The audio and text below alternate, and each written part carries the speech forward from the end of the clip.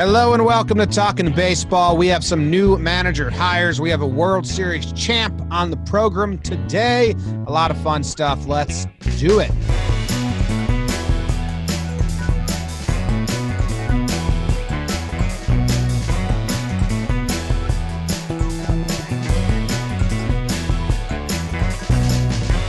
Hello and welcome to Talkin' Baseball. Thank you very much for joining us. We hope everyone is having a fantastic day, enjoying yourselves. We're coming to you, well, just coming to you, I think. Yeah. How about that? My name is Jimmy. This is Jake over here.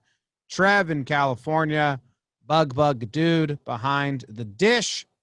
We just wrapped up an interview with World Series champion AJ Pollock, also Plouffe's arch nemesis.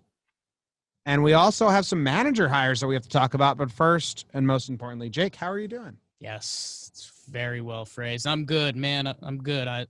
Very cool that we had AJ on.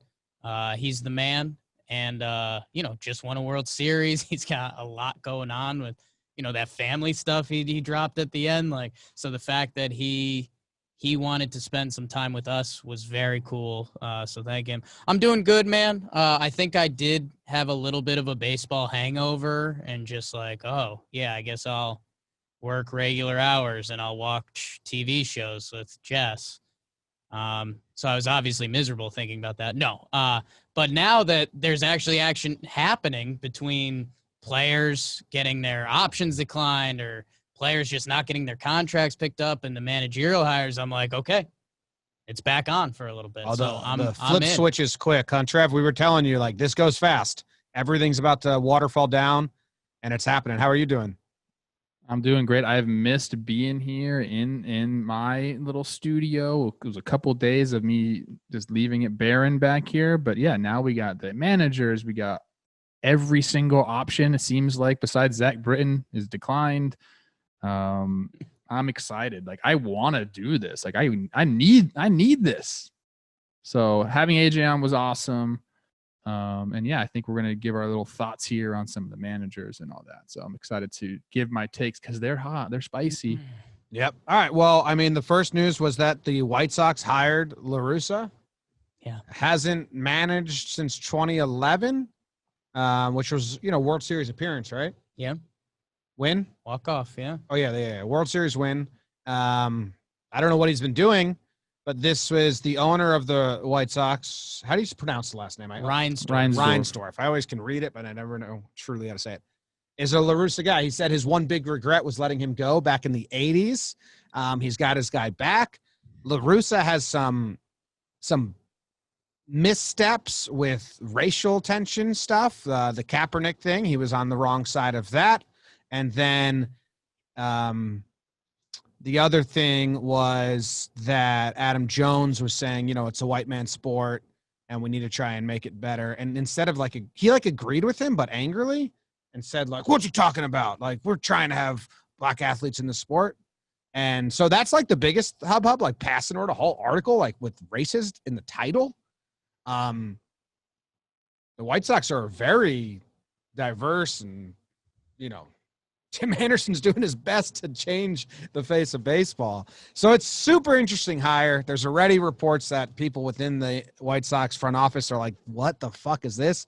A huge step backwards. I don't know, Trev, as a player and kind of you do, and we respect the feel and the old school manager and also know that they can be puppets at times. So have you been able to wrap your head around this? What do you think? What do you think about it? I don't know if I've been able to wrap my head around it. I'm disappointed in the decision.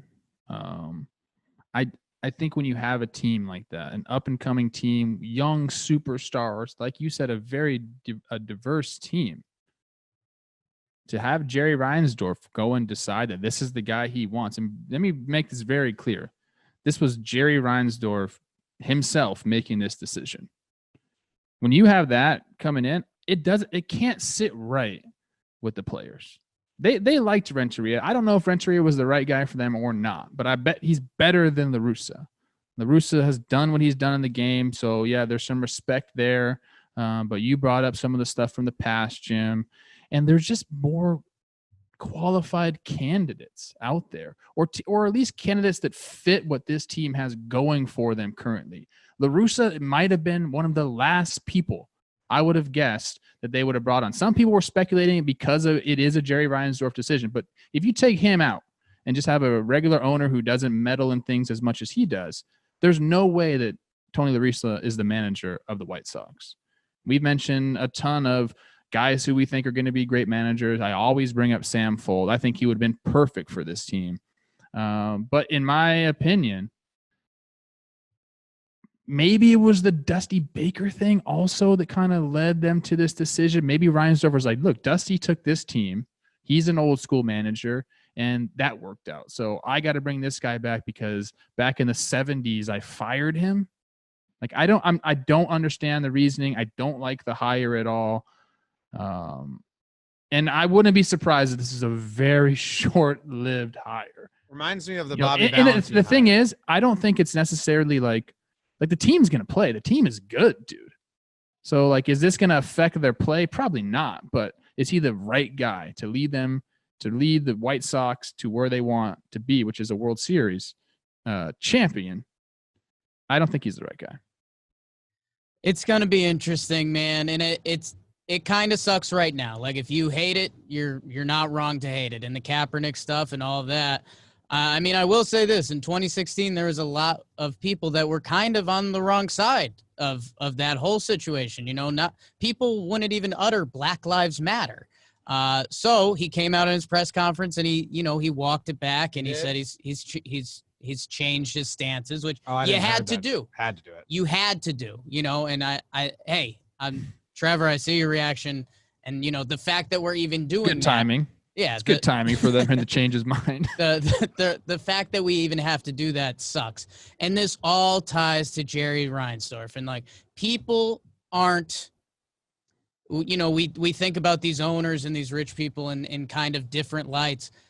They're the same person as you and me. I mean, the dumb equation I used on Wake and Jake today was like, if you've got a buddy that goes back to the same girlfriend, or they've got that one who got away, and when you guys were never single at the same time, or you had a big crush on them and they had a boy, whatever it was, and it never linked up, and now here's Jerry Reinsdorf with his White Sox team that looks ready to go, and there's his one that got away. So he made the move. He's the guy that owns the sports team. So he did it, and it's got to suck for the analytics crew and the general manager, because bringing this to other sports, I mean, think about it. We see it a lot in football. If you become the GM of the football team, something that you've set as your life's course, you want to get your coaches in there because you're trying to implement your plan. So that sucks for the analytics crew. At the same time, analytics and everything we've just talked about with Kevin Cash and, the computers run everything. That's where I'm really interested to see with LaRussa, because, the two comparisons would be Dusty Baker, which ended up being cool and fun this year, or Bobby Valentine, which was a straight disaster. So if Tony LaRussa comes into camp and says, hey, we're not bat flipping this year, line up, let's play some pepper, then yeah, I mean, I absolutely hate it. I hate it. If Tony LaRussa comes in, there's no way that's going to happen, though. If he's just an old man president, the dude's in the Hall of Fame. He's got the gold jacket. Like, this guy is a part of baseball history. If he comes in and he's kind of laid back old man, and he can, the things a manager does now is he keeps the clubhouse happy. You got to manage the bullpen a little bit. If he can do that stuff, then I can be in on Tony LaRussa. So I'm not ready to kill the hiring yet. But if I hear a couple bad quotes at spring training or something like that, then I'm ready to be like, get out of here. Yeah, it just seems not worth it. If managers don't do that much anymore, it just seems not worth it. I mean, Dusty Baker was only out of the league 2 years. Yeah. This is 11 years. And I don't think baseball has moved so fast in those 11 years in the strategic thinking department. Like, it's like the biggest advance since probably they changed all the fields to AstroTurf, and Charlie, who taught him to hit on the ground. That was probably the biggest change. Then they got rid of the AstroTurf, and there was like, maybe don't hit on the ground anymore. So that's wild. What's even more funny is that the official email that the White Sox sent out was a picture of LaRussa with the signature of AJ Hinch, because those were the two candidates that they decided they were going to go with. They went with LaRussa. They tweeted out the wrong picture or emailed out the wrong picture. Hinch was on their mind. He doesn't get that job. Tigers today announced that they have hired AJ Hinch, and just got leaked that the Red Sox have been in multiple conversations with Cora. And the other news is that Cohen officially got approved. That's a little different. Hinch back with the Tigers. Cora's going to be back with the Red Sox. I mean, that seemed so obvious anyway.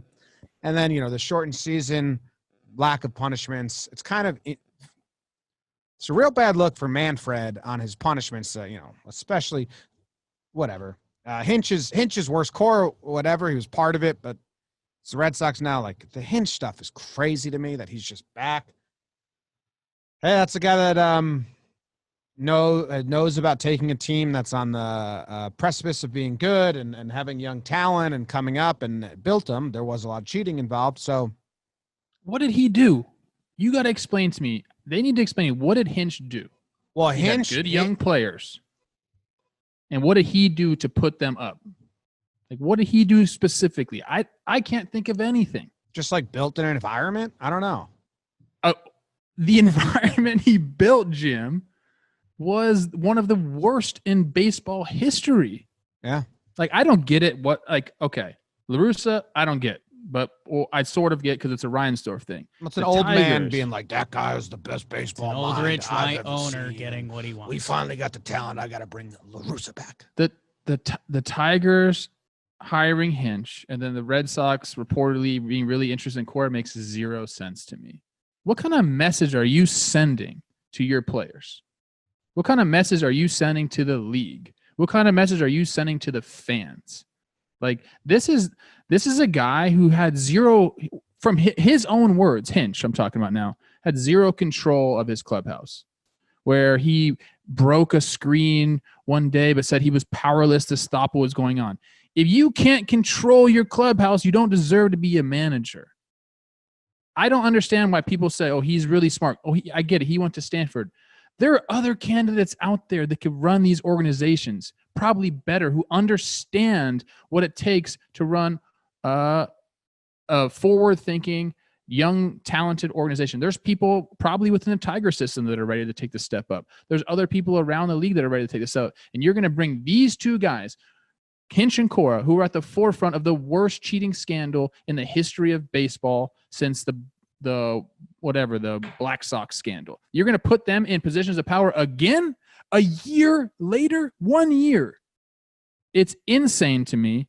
I think it's horrible for the game, and I don't think these guys deserve to be managers in a league again, especially right now. Yeah, I think my gripe kind of comes with suspensions. Like in sports, if a player gets suspended and they're not on a team for a year, they still have to be on a team and then serve that suspension. Like, these guys got fired, were suspended for the year, but now they can come back and be clean. Like, that's kind of not how suspensions are supposed to work. So I'm a little disappointed in that. But Trev, I mean, You think it should have had a game involved, not just a calendar year? Yeah. I mean, if a player gets suspended. Anyways, so that's a whole different gripe. Trev, I mean, the manager thing, we've done this a lot, and it's what do you give managers credit for? And I mean, in the interview with Pollock, we give Roberts a little love for managing that team. And I mean, AJ Hinch did manage a team to the World Series. Now, they were involved in a ton of funny business, and it sucks. And I'm with you. It does hurt me, like, more than LaRussa.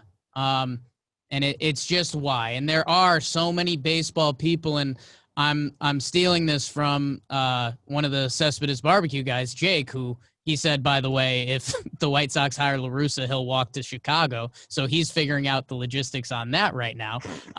But there's guys in baseball. Omar Vizquel manages Winston-Salem. A minor league team. That's Omar Vizquel, Gold Glover, all-timer. He's in the minor leagues toiling it out, trying to work his way up to a managerial job.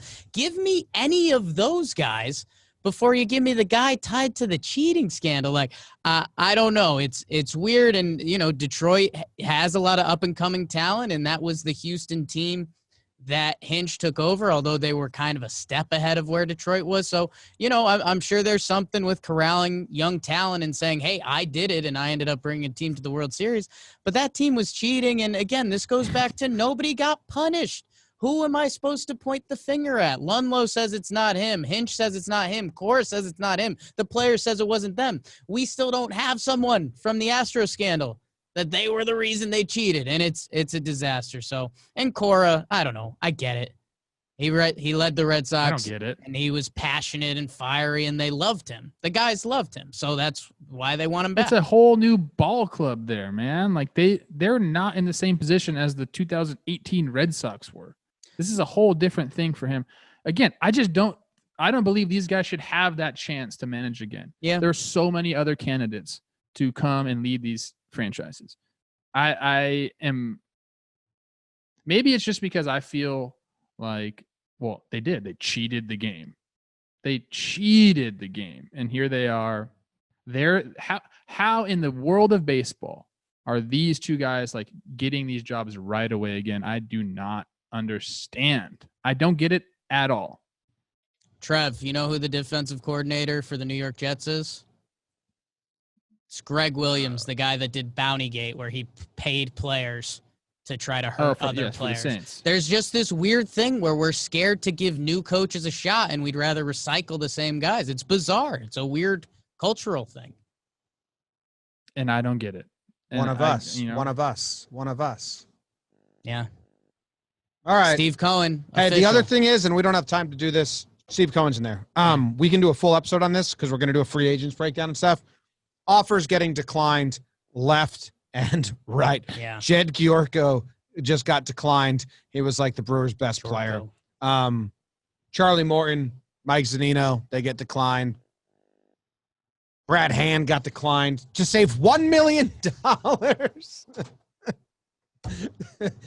$1 million. It's just the beginning. We're going to see a ton of it. Scary. So, but everyone's doing the buyout. Like Colton Wong, they declined his $10 million and they bought him out for $1 million. The fucking Indians wouldn't even do the $1 million buyout, so they put him on waivers. You can claim. I think the deadline Like just beyond- passed. Did anyone claim him? I don't think so. The deadline was at 1.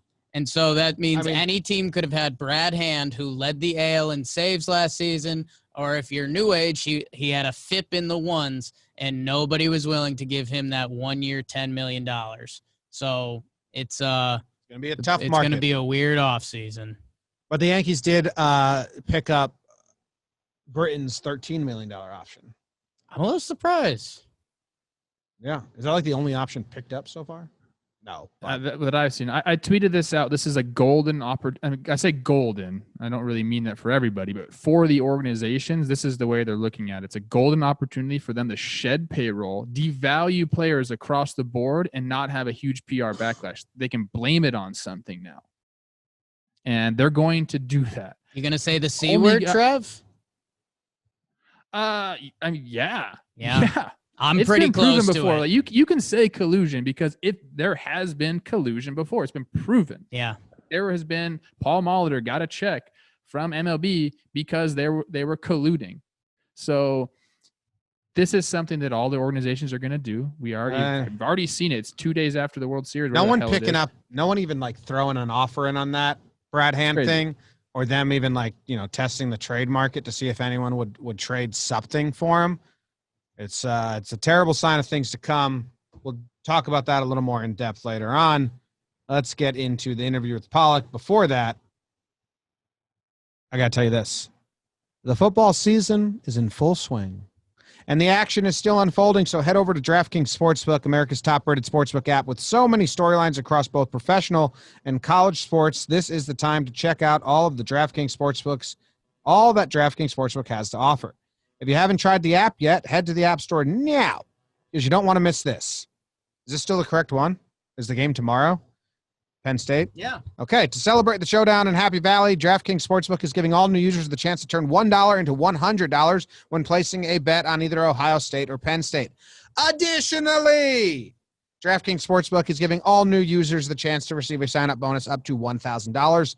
On top of those great sign-up offers, DraftKings offers great odds boosts every Sunday to help you make it rain. DraftKings is safe, reliable, and secure, making it easy for you to deposit and withdraw your money at your convenience. Download the top-rated DraftKings Sportsbook app now and use promo code Jomboy when you sign up to get this can't-miss offer. Pick either Penn State or Ohio State, bet $1 on them, and cash $100 if they win. That's $1 to win $100 when you use promo code Jomboy during sign-up. For a limited time only at DraftKings Sportsbook. Must be 21 or older, New Jersey only. Bonus comprised of a first deposit bonus and a first bet match, each up to $500. Deposit bonus requires 25 times playthrough. Restrictions apply. See DraftKings.com/sportsbook for details. If you have a gambling problem, call 1-800-GAMBLER. Baseball. We are joined by All-Star, Gold Glover, now World Series champ, the LeBron from Hebron, Connecticut, AJ Pollock. AJ, how you doing, man? I'm great. I like that. I was wondering where you're gonna go with that. I was like the LeBron. Where I might get that one. I'm a Connecticut guy, and Jimmy lived in Connecticut too. So any CT pride in MLB, we're all about it. Hell yeah! No, I love it. Appreciate that. Trev spent some time in New Britain, but doesn't. Oh yeah. Okay. Yeah. No, I got all my buddies back there, and yeah, it's a special place for me too. So. Yeah. So I mean, right away, congrats. It's pretty thank you. awesome. Congratulations. Yeah, man. Thank you. Yeah, no, it's a pretty amazing feeling for sure. Yeah, you know, you guys know. I mean, Trevor, you definitely know. I mean, it's like get so many guys that it's hard to even make it to the postseason, you know, and you know, when you get to say you're a world champion, it's pretty special and something that, you know, is going to stick with you for the rest of your life. So I'm excited. What was more? We can see your smile, like you're holding back a smile, and I feel like you're probably gonna have that for like a week, a month. I don't even know, man. Maybe a lifetime, because like you said, no one could take that away from you, dude. Like a world champion, especially with the Dodgers. Right. Ending a 32-year drought. Sure. It's amazing. 32-year drought, and you know it's hard. You know, you got all these teams. I feel like we've had really good teams in the past, and probably, you know, I'm biased, but I feel like, you know, we had times where we were the best team. You know, I was only on the team last year, but I'm just thinking back the last couple of years, and it's tough. You know, it's tough. You don't always have the absolute best team on paper win it, and there's a lot of things that can happen. So you just appreciate it when it actually happens, and it's a good group of guys, fun group. You know, we were down 3-1 against the Braves, and it just was, you know, seamless. Everyone was just concentrating on just kind of the next game, and we knew if we won that game that there's going to be a lot of pressure on the Braves, and that, you know, that if any team could do it, it's going to be us. So we hung tight, and then we faced a great Rays team too. So that was a tough series. Those guys never quit. They just hung around. You know, you got teams that we've put it on them and kept putting pressure on them. They would just break, and the Rays never broke. So that's a tough team. What rattled the clubhouse more, going down 3-1 to the Braves, or that crazy Game 4 ending in the World Series? Oh my gosh. Yeah. Wow. I think both were kind of equal. I mean, I don't even know what happened. I don't think anyone really, you kind of got in the locker room and just like, what in the world just happened? And then, you know, we got a good group. So it was kind of, you left the clubhouse, then the text threads from everyone. Hey, we got this, you know, like, hey, stuff happens. Like, you know, it is what it is. Baseball's a crazy sport. You know, it's just literally weird stuff happens in this sport all the time. And that was crazy. You know, I've seen a lot of stuff in my day, and that was wacky. And it's good to talk about it now that we're World Series champions, because that would have sucked, you know, having something like that. And just, but we hung tight, and we just kept moving forward. So was the clubhouse like completely silent after that game? And then you said you went home and there was like the group text started going off. That's how you kind of dealt with it? Or was there talk about it like right after the game? There's Game 4. chat, you know, some chatter. Hey, you know, guys, you know, we got to put this behind us. But it was a couple of things, and then it was really quiet. You know, just so much adrenaline, so much on the line, and then just like, that was wild. There had to be some guys. Like bullpen pitchers or some guys in the clubhouse that were like whispering, like, seriously, what happened? I didn't see it. Because I mean, I don't think there's bullpen guys. They were like, what in the world? And you know what? It was kind of like, what in the world? But we knew. I mean, it wasn't like that was going to put us down. I mean, we were tied now. Yeah. Our guy going the next game. We knew we had Walker going. You know, we had Walker in game 7. We needed, so it's like we felt good about it, but it just, I mean, you guys saw it. That was pretty crazy. we were there for game 4. Yeah, and it you don't was see that too confusing. often.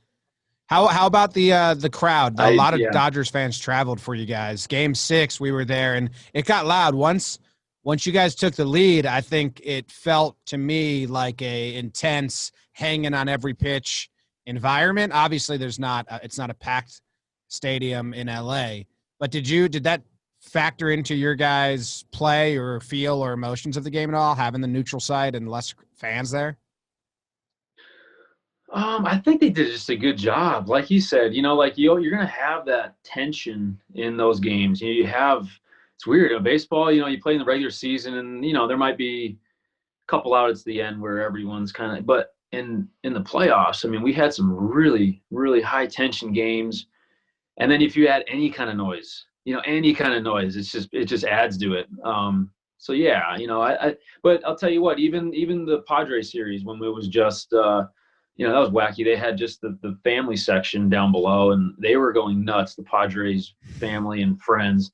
You know, it was like a winter league game. But that was high tension too, you know, and when we ended up beating them 3-0, but, you know, I don't know. I think it was just good baseball. I think it was really good baseball. And, you know, obviously if you can have fans, you know, it heightens things. For sure. Obviously, if it was a packed house, I'm sure it would heighten it a little more. But they made some noise. It was a lot of fun. The other, I mean, it became too much of a storyline, but at the time it was crazy. And again, we were in the house, and the LA fans started going nuts. But Snell gets pulled.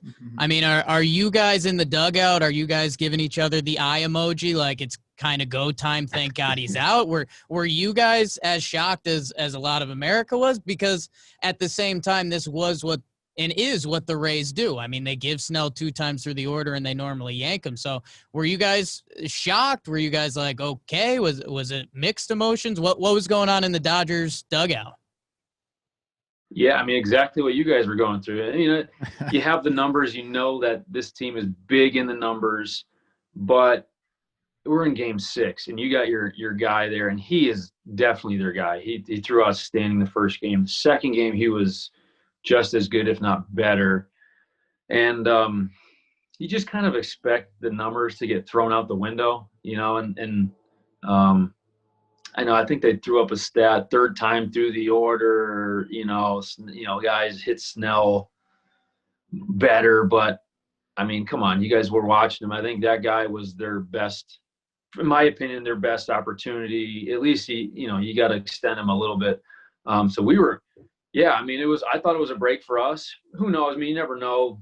You know, maybe he would have cracked there. You know, Barnes did a good job of getting on base. You know, so there's some traffic out there for him. Maybe, you know, that's a possibility. We'll never know. But, you know, I think definitely just the momentum and feeling that, okay, we've seen all their guys in the pen. We need to, you know, we put 1 run on them, we feel good. You know, even if we get this in the extra innings, we feel good about that. So, yeah, we were in the same emotions that you guys had. You know, we felt like it was a little bit of a gift, and you know, we wanted to take advantage of it, but we still had to face some really good pitchers. You know, their bullpen's got some arms, and they got some guys that have been just performing the whole year. So it's not like it wasn't going to be easy. It's not like a gift wrap that they put out these really good pitchers for us, but at the same time, just the way the feel and just the rhythm of the game and the rhythm that Snell had, I felt like it was a good thing for us to, you know, try to take advantage of. And it happened so quickly. I think that's why most people are so upset with the Rays. Obviously, Snell was cruising, but then like the lead evaporated instantly, and it changed what seemed like, you know, the momentum in the game, because like you said, Snell was cruising. When you saw Anderson, what did you see something different with him? Like, I know you guys didn't face him during the regular season, but he did struggle a lot in the postseason. Was he just kind of missing his spots? Do you think he was kind of tired or something? We're trying to figure it out as well, because he, was dominant. He's been dominant the last 2 years, was dominant in the regular season. That he just kind of had a rough go in the postseason. Was it more stuff or location, you think, with him? I know you don't want to put anybody down. I'm really curious because he's a really good pitcher, and I think when you get to these, for me, I mean, I haven't been in the playoffs that much, but you got a 7-game series, so you're seeing some guys.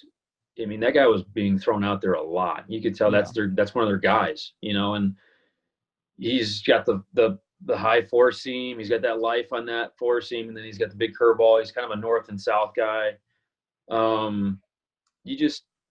don't know if it's just you see him more, and you have a better opportunity, but you kind of know the equation, and now you just got to solve it, whereas if you face him for the first time, he's kind of got that shock factor because it's more than you think. It's got more on it. It's the high release, the extension. I could throw out all the little stuff that we talk about, but no, you just see him more, I'm sure it's tough for a pitcher to be thrown out there so many times against the same guys and expect to have the same results, so I think that's kind of factored in. It's interesting you say that, because I thought that your manager, Dave Roberts, did such a good job of mixing up bullpen usage. Like, he wasn't going to the same guys game in, game out. Like, Gonzalez came up so big for you guys, and that was kind of like, at least to us as fans watching the game, kind of a shock that he was put in some of the situations he was put in. But I thought Dave did a good job. And now that you're saying that, like, hey, like, you see a guy 2, 3 times, 4 times in a 7-game series, obviously as a hitter, it gets easier. So I think that's one thing. Dave did get a lot of flack for some of the moves he did with the bullpen, but in the end, him mixing it up was, I think, the right formula. And Cash kind of got stuck with putting the same guys out there, and maybe to the Rays' demise a little bit. Yeah, so we got to give kudos to Roberts. Too. Yeah, for sure. We got some horses, and Victor's got some weird. I've faced him a bunch. We've got to face a lot of our own pitchers this year because we got the the summer camp and stuff, and so he's kind of a funky guy too, because he's a guy that, I mean, I've had like 8 at-bats off him this year. Just summer camp and spring training. He's just can't really figure him out, whereas like some guys I'm like, okay, this is really nasty, but I know what you're doing. He's just got, I mean, for him, he's a little confusing to me. So I'm sure that played into it as well. It's more of a, he's got that effectively wild. You're not really, ball might do this, but it could go that way. Yes. It's tough to have a plan against him. Right. Exactly. Yeah. So no, I thought Dave did a great job. I thought Doc did.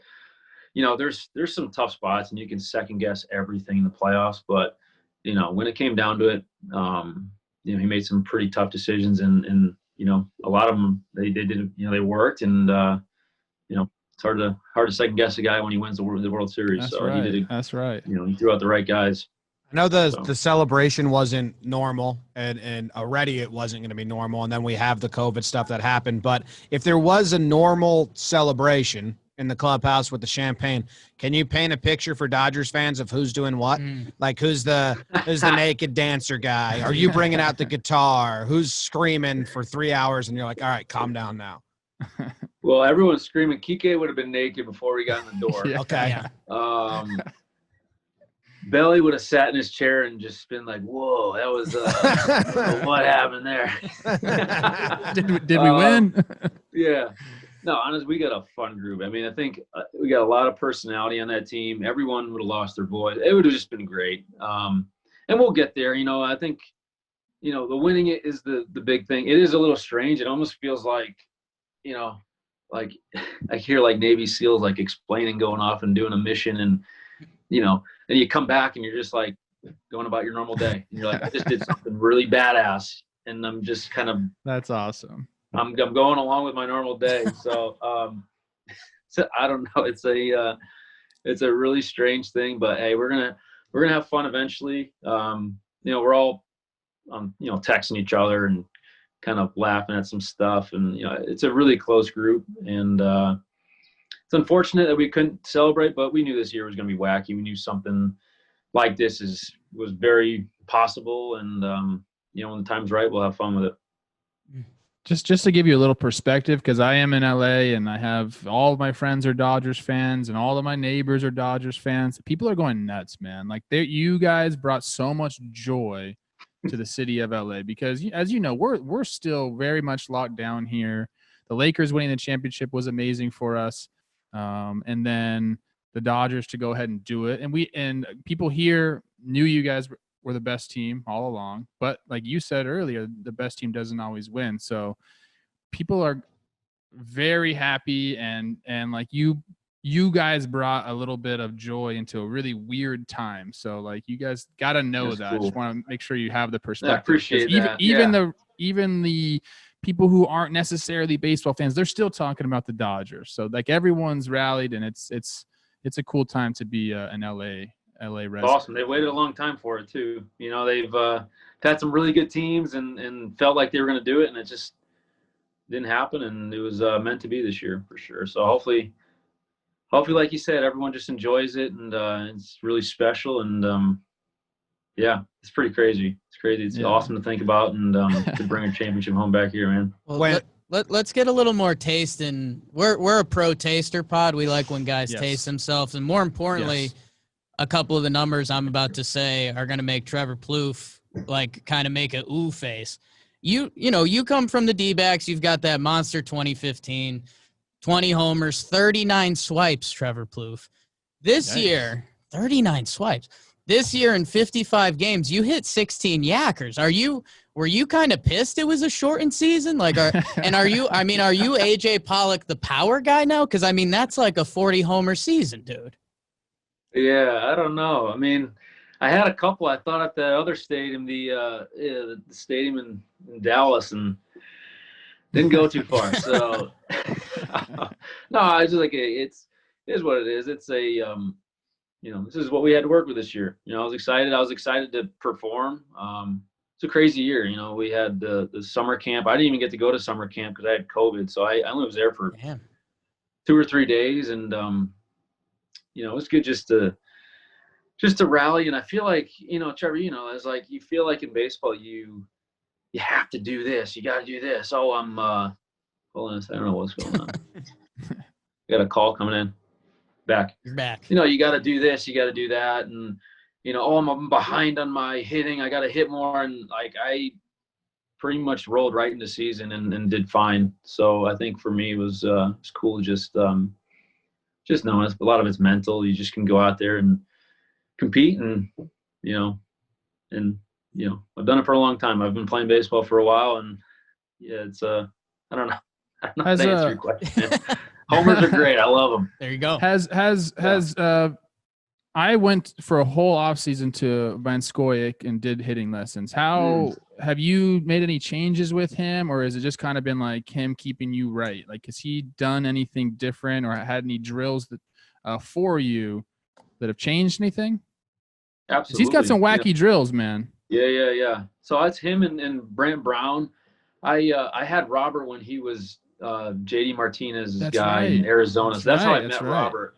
I met him there, and I actually have a cage in my house, and they were driving like 45 minutes to go hit in some cage, and I just told him, hey, why don't you just use my cage? And awesome. I was probably in like a 1 for 30 skid, so I just kind of floated in there and was like, all right, you're using my cage, and you're also going to help me out. So, and then he went over to the LA, and I followed him over here right after. What year was that in Arizona? 2017. 2017, I think. Yeah. So, yeah, it was kind of a unique relationship we've had. So I knew him with the Diamondbacks, and, he got the job here, and I was just excited that it worked out that I can come here and play, and they signed me. And for sure, we work every day. Him and, like I said, him and Brant Brown, they both come from Wallenbrock, and it's just outside the box thinking for sure. But I enjoy it, and, that's a huge reason why I've had success this year and in the past. So, yeah, I'm very fortunate to have those guys. Cool. Did you ever nudge JD when he had that old gross swing? Like, hey, dude, go see someone? See, I don't understand that. I look at his numbers. I only knew him when he was hitting like a homer a game with the Diamondbacks. And if you look at his they're like, "Oh, original yeah." swing now, it's like, how did you even make it this far? It's crazy. But I looked at his numbers and I'm like, everyone talks about how like he made all these swing changes. You hit like 360 in like the minors every year with like 20. Like it couldn't have been that bad. I mean, maybe it was. Maybe it looked bad, but a lot of moving parts. I feel like in comparison, yeah. It looked broken. It didn't look in sync. But I didn't know his minor league numbers. So now you're telling me he was already a good hitter, but maybe added some power. I don't know, but I don't know. Robert his swing's different. Swig's always like taking credit. He's like kind of that's his guy. And I'm like, hey, Robert, this guy hits 350 every year. Like he does take credit for that a lot. Ask him about how he did with me because I didn't make that JV transformation, bro. Oh man, I'll ask him. I tried. Sure. It's still coming, man. It's still coming. Are you It might be still coming. What? How does getting out of Arlington rank in comparison to winning the World Series? You guys were in that hotel in that ballpark for like a month straight. The only team really, because other teams got to play in Houston, San Diego, LA, and then change places. The Dodgers were there from the jump. Yeah. Were you sick of it? Same food every day? Sick of. I mean, they did. So look, the hotel staff and everyone, they did such a good job. Those guys were grinding. They had the room service was available all the time until 2 a.m. and these guys would just be working nonstop. But yeah, pretty sick of it. I mean, we had a view of the 18th hole, and then there's ropes. You could see the outside world, but you couldn't go there. You couldn't walk. You can walk 100 feet to the right, 100 feet to the left. Can't touch anything. Can't go across the rope, and there's a security guy there. It's pretty claustrophobic. My wife was pretty excited to get out of there and not have to go to Game 7 and spend an extra day. No, I mean it was one of the more unique experiences. It felt like going to like an AAU tournament where you go play each other and then you go back to the hotel and there's the other team, hanging by the pool in the hot tub and you're kind of walking by some guys and, we have a little dust up with the Padres and then we're like kind of like walking past each other 20 times the next day. It's just like, it's a weird kind of thing. It's kind of funny. It was, it was enjoyable. A lot of it was enjoyable. But yeah, the monotony of it, just the repetitiveness of it, definitely was excited to get out of there. What was the Dodgers vibe when the Rays and the Astros were playing Game 7? Now, you weren't with the Dodgers in 17, but there's a lot of Dodgers players that were there and probably we know hold animosity towards the Astros. Were any of your teammates sitting there saying like rooting for the Astros to win so they could play them in the World Series, or are they rooting for it to lose? Or was there any of like emotions or thoughts being shared about that Game 7? It's weird. A lot of guys didn't really talk about it. I was talking about it because I'm like, hey, are these guys going to, like, if they win, the Astros win, they're like going to stay in this hotel. Like, this is going to be so awkward, like not only are we going to play them in the World Series, but like, we're going to be like snuggled up next to him in the hot tub. Like, it's weird. It was a very strange thing. They had a little run there. I don't know what that would have been like. That would have been very, very bizarre. I don't know if there'd been some fights breaking out at the hotel as well, but I don't know. Guys probably would have got out of there in 4 less days in the hotel if the Astros made it. Yeah. Oh, wow. Oh, wow. Yeah, I'm not going to comment on that. But, hey, the Rays, I think the Rays were the better team. I think their pitching, their bullpen, those guys were scrappy too. I mean, they just figured out a way to just scratch runs. So I think they were, in my opinion, the better team. Well, they had Randy Arozarena too, best player on the planet. Oh my God. That was, wow. That guy was amazing. Yeah, for sure. I looked him up after that for sure. Like, who is like JD? I'm like, wow, it's incredible. No, I haven't seen anyone get, it's rare that someone gets that hot, ever. And he did it for the postseason, and not many people knew who he was before that. So it's just incredible that he went on that kind of a run. And you know what? it looks legit too. I think the guy is, I'm excited to see what he's going to do for next year. So, yeah, the Cardinals GM came out and said publicly, like, man, that one's on me. I really messed that one up. We got to reevaluate, our rankings of our players, so this doesn't happen again. It's kind of funny that a GM would come out and say that, but that's just hats off to Randy, hats off to the Rays for getting it done. Jim, you say he's the best player on the planet, yeah, but Corey Seager, I mean, that guy, he was blow for blow with Randy, right? Like, how cool was it to watch him just be locked in the World Series? Corey's a machine. He's just a hitting machine. He did it all year for us, and for him too, it's different because everyone, he had that type of year. Guys were game planning for him from game one of the postseason, and he just put up that kind of a performance. And we needed him too. It was incredible. We needed every single homer, every single RBI he had. It was just super clutch. Yeah, I mean, you really can't say enough about that guy. He just killed it for us. You mentioned the group chats a couple times. I want to give the Dodger fans something because normally the celebrations are some of the best stuff, and you guys are robbed of it. And I think we'll get you a celebration later on. But has anyone sent something ridiculous? Like, has anyone sent a video shotgun and a Four Loko, or is Kike naked with the trophy, or has anyone been sending their celebrations via the chat? I think everyone, I mean, it's more just, I mean, we're all just kind of like making fun of the whole situation. It does kind of stink. I mean, it really does. Cause we want to hang out and we want to celebrate with our guys, and can't do that, but we're still having fun with the talks. We got the fantasy football league. We're, talking some crap with that. So it's nonstop. It's not like the season's over and now we're going our separate ways. And I mean, my phone probably has. I mean, that phone that took you guys off was probably something along the lines of the Dodgers chat. So fun group.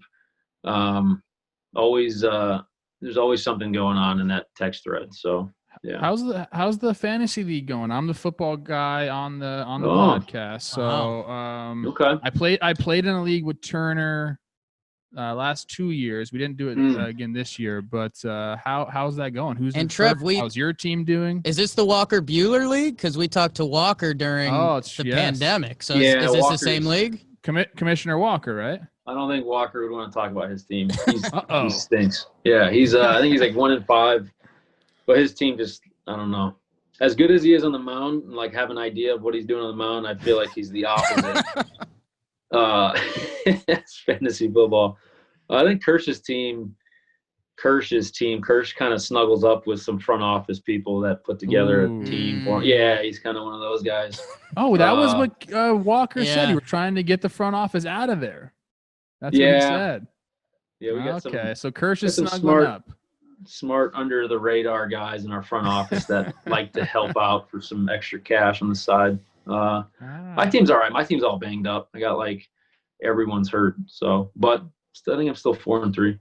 Okay. Take it. Yeah. Every day. Yeah. Do you take it back a bunch of years now? Do you know that your knee broke Trevor's wrist? I did. I think I texted you after that, right? You did. Well, he shouldn't have threw his arm into your knee. Yeah, is what I think. That's his bad. He wants to apologize to you. Yeah. Yeah, I think I still have a little scuff mark on my knee from that. So I'll forgive you though. That was a tough one disgusting. For me. It was. I remember it very clearly. I don't know if you do, but it was like 2 outs. You took off. I was a little late getting to the bag, so I was one of his 39 swipes. It was 2014. 14. No, it was the year before. Year before. It was like one of the last games of the year too. Yeah, that was a clean break. I mean, everyone heard the snap. I went in there. I knew it was broken right away. I've never experienced anything like that, but it was luckily, it honestly kind of like gave me the chills because I slid in hard, and I think it was just one of those perfect situations where I slid in hard, hard tag, and it wasn't like it was like a hitting a stick on the ground and just like breaks clean, like easy. And I just was like, I remember you kind of just walked right off like, yep, I just broke my arm. And then I was like, what the hell was that? I think, was I out? I think I was out. No, you were safe too. I was safe? You were safe. You broke it. I did know right away. And honestly, I didn't feel anything. I guess that's like the shock part of your body's system. But afterwards, when we went to get the x-ray, started to feel it. They shot me up with something crazy. I think it was like, I don't even know what they shot me up with, but I didn't feel anything, so don't feel too bad about it. And I healed just fine. But did you need like surgery for it, or was it just? Yeah, I sent our producer here, BBD, a picture. I don't know if he can do anything right now because we're on Zoom. But yeah, I got a plate and 6 screws still in there, man. Yeah, but it didn't affect me, so it was all good, and especially because it was at the end. It was at the end of the year, thank God. Just walk around flaunting the knees, just being like, "Look at these things." Broke a man's wrist once.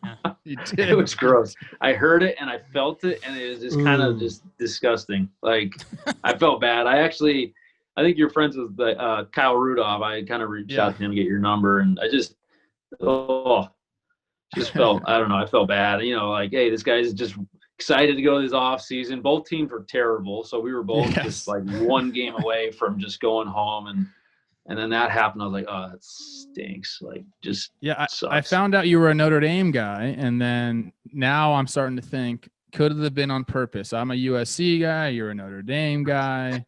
So I'd like to clear that. I'd like to clear that up a little bit. Trevor Plouffe did not attend USC. Just fine. I'm a high school educated person. He's a fan of USC. He just thought about it. You committed.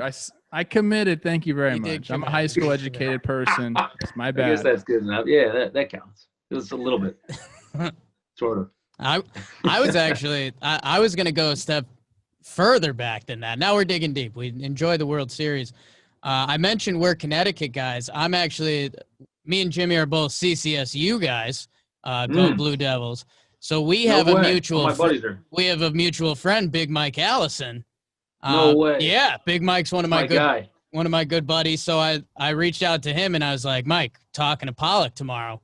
I was like, you got the goods? You got something I can ask him? So I trusted Mike. Everything. He told me to tell the story about when you made your mom order a big bad taco at Burger King. Is that podcast clean, or do I have to cut 10 years old. I got stories about. Can I talk about Mike? Yeah, I'm good either way.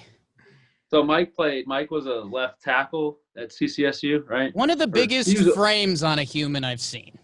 Yeah, well, Mike was our bat boy when I was like 6 to 10. He was too scared to play baseball, so he was our bat boy. He had his mom pick us up over my house because we watched a Disney movie. Every time we watched a movie that was a little bit scary, he would call his mom at like 4 a.m. I'm just deflecting stories. That's good. That's good. Mike. Oh no. Yeah, Big Mike. That's funny, man. That's my guy right there. Yeah, that's like I got like probably 6 or 7 of my closest buddies back in Connecticut, and yeah, he's one of my guys. He's awesome. Good dude. He's a good dude. I don't know if the camera shows, but we're both about 5'8", which means we're about 5'7", which means we're about 5'6". I'm 5'7". So heading out to Elmer's or the bar with Big Mike, and it'd be like, oh well, fuck you, huh? Or actually, it's more fuck us. But he's a good dude. He's a good dude. What's coming up next, man? I know you mentioned to us you're heading to Arizona. Are you what's the off-season plan? Yeah, so I mean, we had our daughter in March. We actually had her she was at 24 weeks, so she was 1 pound 6 ounces, and so she's just been like this crazy miracle baby that we've been going to doctors the whole year and just taking care of her because she's still pretty vulnerable. She's doing great, but my parents haven't seen her yet. They actually just saw her for the first time at the World Series. I got to hold her up, and they were on the other side of the fence. I mean, just crazy stuff that you'll never see from COVID. So hopefully we can figure out a way to get them out this way to see Maddie. Got my buddies, Big Mike, all my buddies back home. I haven't seen them in forever. But I don't think we can really travel with her this year. So hopefully I don't know. We'll see. We'll see what happens. I mean, I think right now just Arizona, hang out and figure out a way to get the grandparents out. Nice. Yeah, Maddie bringing the World Series to LA. All right. Yes. That's pretty cool, man. Crazy year for that girl. You guys do a great job too. I really enjoy your take on base. I think you guys are awesome for baseball too, because you guys pick up. I don't know how you pick up on the little nuances of going on. I remember when Archie hit me in the wrist, he did a thing on it, and dang, like, this guy is all over that. Every little thing, like, you were on top of, and because baseball, you can kind of just glance over stuff, and you don't see any of that. You don't understand the little spots of the game, but I think you guys do an excellent job, and yeah, keep it going. It's good for baseball. Thank you. Appreciate that. That was when Robbie Ray came out in shorts and a sweatshirt, and Dave Roberts thought it was like a fan or a security guy. He was like, who the fuck's this guy? And you're like, that's Robbie Ray. Dave Roberts like, oh, okay, my bad. And then Robbie told me his angle. He's like, yeah, I pitched a good game, and I was down below kind of waiting to high five people, and everyone just starts running out. And so I just kind of walked out there. And as soon as I walked out, like, Doc starts like running after me, like, who the fuck is this guy? And he's like, dude, I don't know what's going on. So then I started getting mad and starting yelling at him. And then I'm like, I played on this team last year. Like, I didn't know what was going on. I was like, these guys aren't this crazy. Like, this is so bizarre. Like, that, like, they want to fight me, and then Robbie's going to fight my manager. Like, I don't know what the hell is going on. You were just kind of sitting there laughing. Like, what is this? I couldn't believe what was going on. Like, I got hit in the wrist, and then Archie's yelling at me, and, Robbie's yelling at Doc. It was just a mess. But you guys, it was really funny to watch that kind of analysis on it, because you were spot on. That's awesome. That's one of those ones where it's like everyone has a correct reason for why they're yelling, but their reason is not right. Like, everyone was just on a different wavelength. It was all coming at each other. I had one in the weeds question for Dodgers fans and for myself before I let you go. The ball boy, I don't know if that's the correct term, Chico, he becomes famous during camps. The replay guy's name is Chop. Mm-hmm. Chico and Chop. Are there any other fun names in just like the crew for Dodgers, like personnel, not players? Chico, Chop. You guys chanting Chop after getting replays correct is pretty funny. That's awesome. Chop is one of the funnest guys out there. He had I think he was like 1 for his last 8 on replays. So when he got that right, we were like, this is it.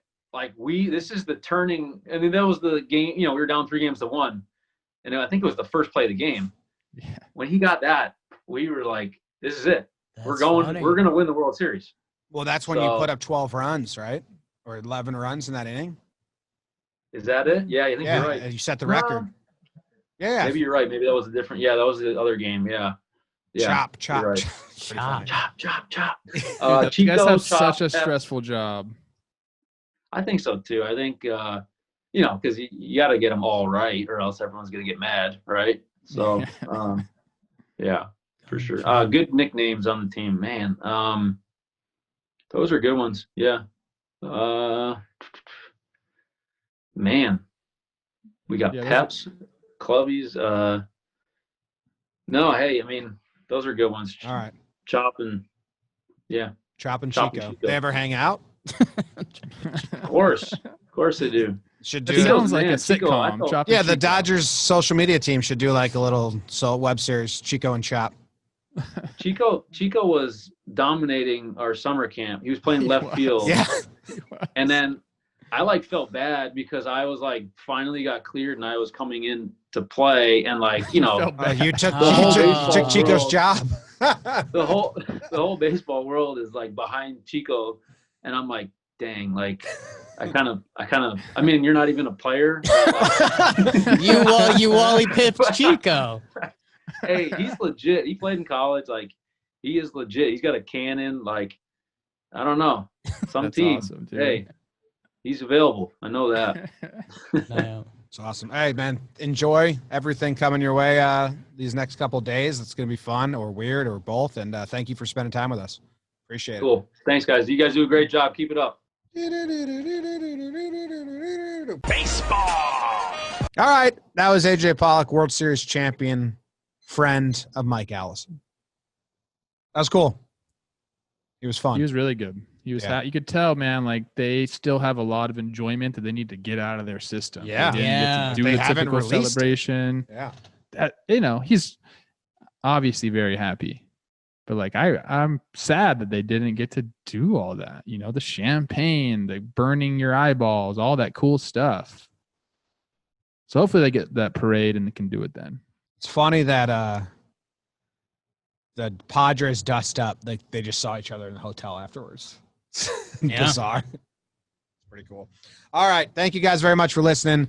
We will be going to somewhat of a regular schedule starting next week. It's going to be Tuesdays and Thursdays, talking baseball until we start the everyday eps, which will begin in March or late February. There you have it. Goodbye. Bang. Outro music playing now. Follow Trevor Plouffe on Twitter.